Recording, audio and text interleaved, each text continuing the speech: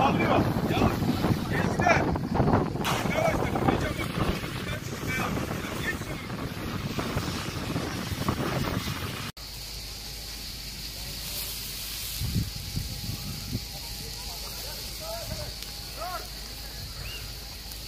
Ya buraya yanmaya başladı bura.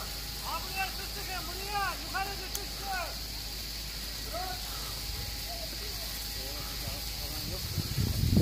Yoksa yine yanıyor. Burada abi bir şey yaptım. Yardım falan yok mu arabada? Aşağı gelmek güzel.